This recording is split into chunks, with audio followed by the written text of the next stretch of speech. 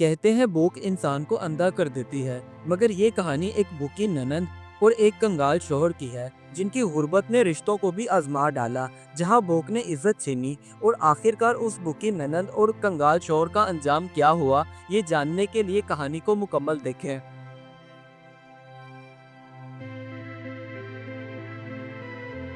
श्यामपुर गांव में सुबह का वक्त था और गांव की जिंदगी आहिस्ता आहिस्ता जाग रही थी। उसी गांव के किनारे एक छोटी सी कच्ची झोंपड़ी में शबनम और उसका शोहर रशीद रहते थे।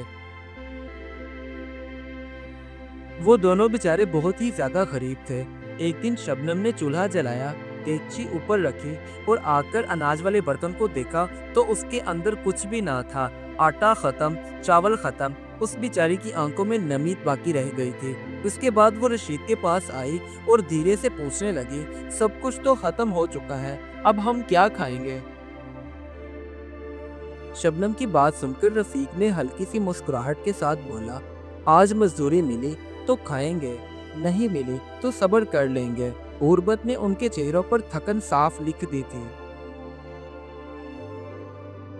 जब दोपहर का वक्त हुआ तो रशीद की बहन सलमा शहर से गांव अपने भाई से मिलने के लिए आई। चमकते हुए कपड़े, हाथों में बैग और गरूर से भरी हुई थी और तंजिया लहजे के साथ शबनम से कहने लगी, अरे भाभी, घर में तो लगता है हवाएं भी भूखी हैं।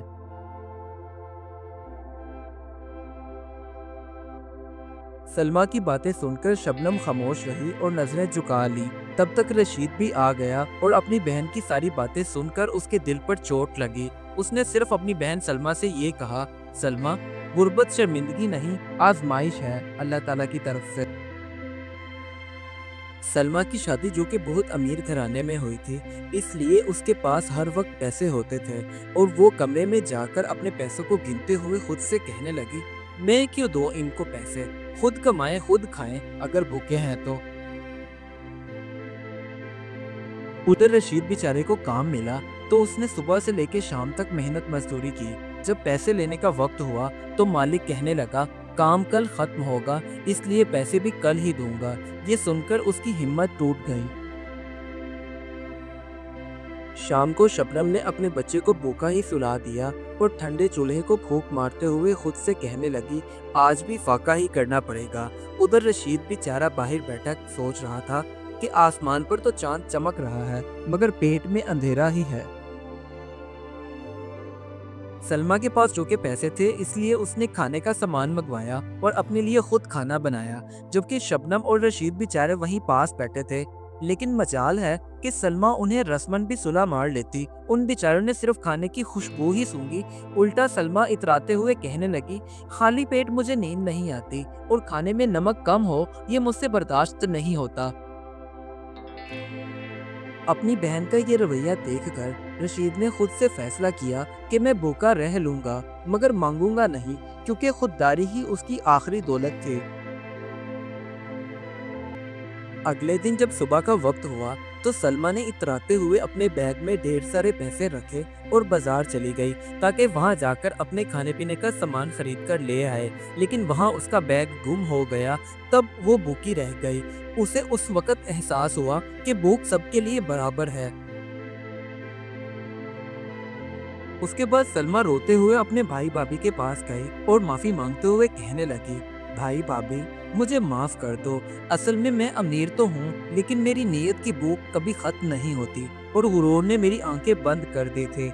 ये सुनकर शबनम ने मुस्कुराकर कहा, चलो अब तुम समझ तो गई हो कि भूख की जुबान एक ही होती है।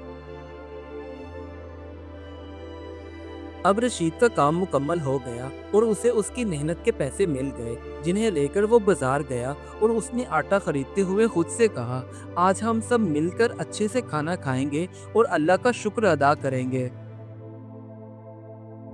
रात को सलमा, शबनम और रशीद तीनों ने मिलकर पेट भर के खाना खाया और उसके बाद अल्लाह ताला का शुक्र अदा किया। रशीद ने अपनी बहन से कहा, सलमा, मेरी बात एक हमेशा याद रखो, अपनी नीयत की भूख को खत्म कर दो, क्योंकि सुकून अमीरी से नहीं, नीयत से आता है। अब गांव वाले भी सब कहते कि रशीद ने कभी किसी के आगे हाथ नहीं फैलाया। उसके बाद सब उसकी इज्जत करते हुए कहने लगे, रशीद कंगाल जरूर है, मगर ईमान और सब्र वाला है। سلما کو بھی جو کہ اپنی غلطی کا احساس ہو چکا تھا، اس لیے اس نے خود کو بدلا اور کھانا بنا کر گاؤں کے غریب لوگوں میں تقسیم کر دی اور ان سے پیار محبت کے ساتھ پیش آنے لگی۔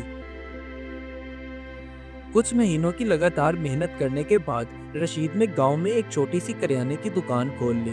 اب وہ دن میں کماتا اور رات میں گھر آ کر اپنے بیوی بچوں کے ساتھ ہنستا کھیلتا۔